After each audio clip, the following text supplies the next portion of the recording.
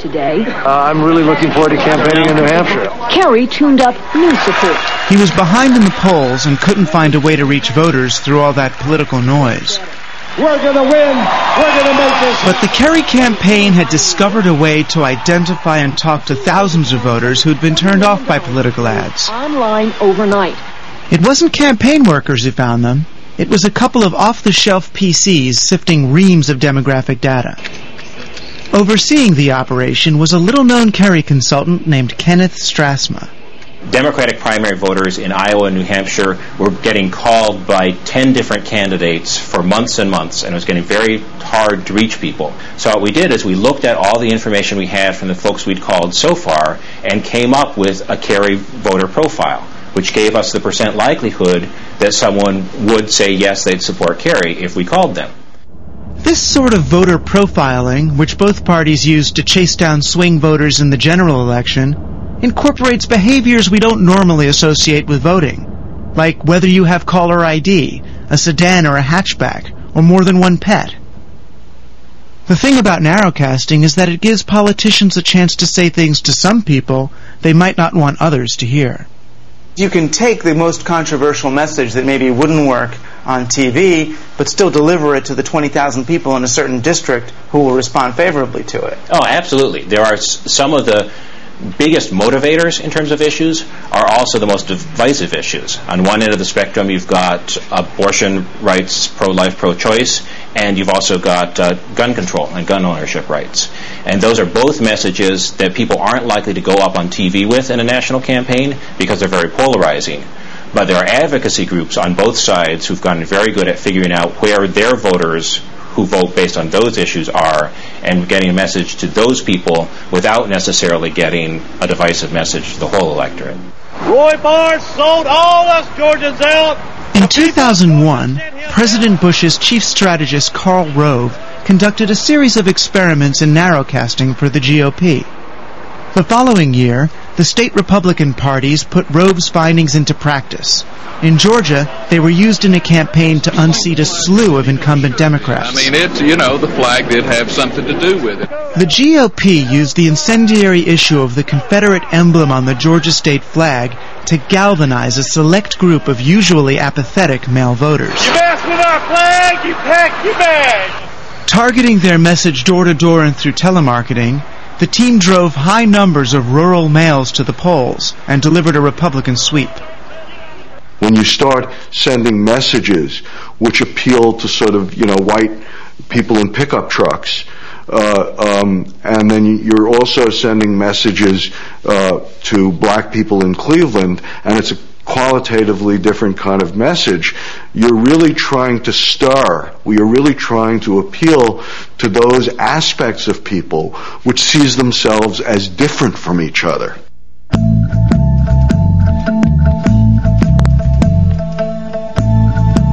Instead of being Americans, we're sliced into 70 demographic groups.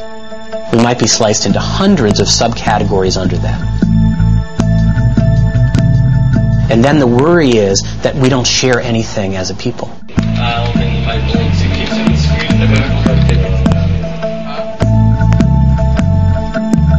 The result is living in a society where people, rather than having an idea of the common good, increasingly see their own personal well-being or their own communities' or ethnicity's well-being as the essential issue of democracy.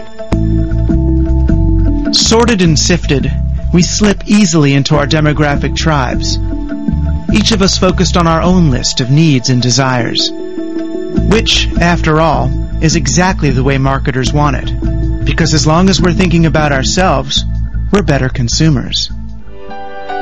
Take a look at the advertisements per se. What is their ideology? What is their message? What do they value? What do they ask of us? We see you. There's no limit to what you can accomplish. Commercials say to us endlessly, you come first. Any way you want it. It will let out the seat for you. I didn't have to leave home. You are the focus of attention. You matter. An army of one, you see. Because you're worth it. It does feel good to live in a world where we come first, where our every desire is mapped, our every thought seems to matter. The persuaders listen to us when others won't, and tell us we can be anything we want to be. Best of all, they make us feel powerful. The consumer is now in total control. I mean, she can go home, she's going to decide when she buys, what she buys, where she buys, how she buys. Oh boy, they get it, you know. They are so empowered at every age. All the fear's gone and all the control is passed over to the consumer. It's a good thing. Well, you know that it's going to be alright. I think it's gonna be alright. Everything will always be alright when we go shopping.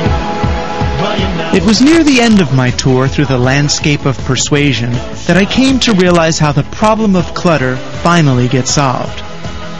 Marketers find a way so deep inside each one of us that it no longer feels like persuasion at all. Everybody wins. Maybe we are in control.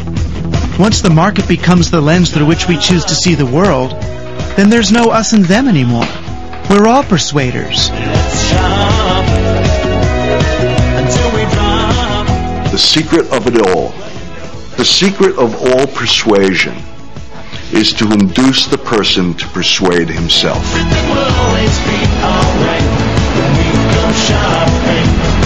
Well, you know that it's going to be alright. I think it's gonna be alright, alright. Everything will always be alright when we go shopping.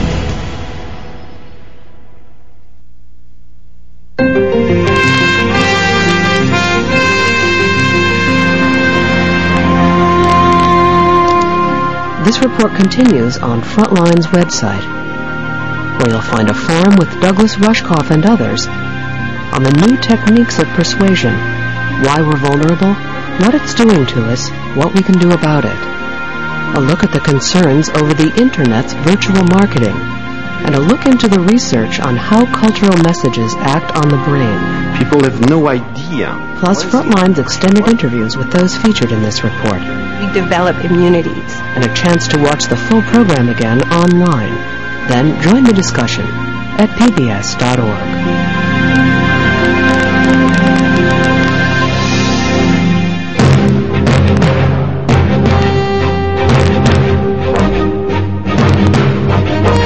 Next time on Frontline.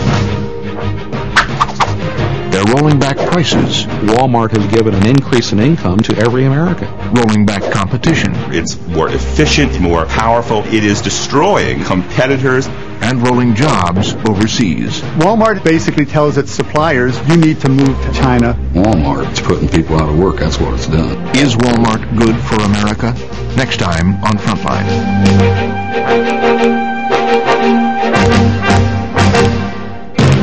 Frontline's The Persuaders is available on video cassette or DVD. To order, call PBS Home Video at 1-800-PLAY-PBS.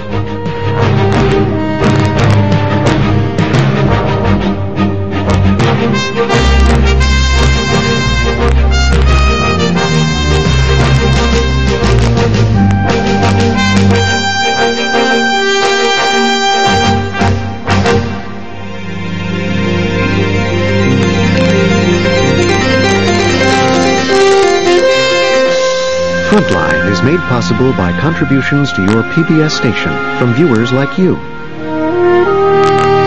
Thank you.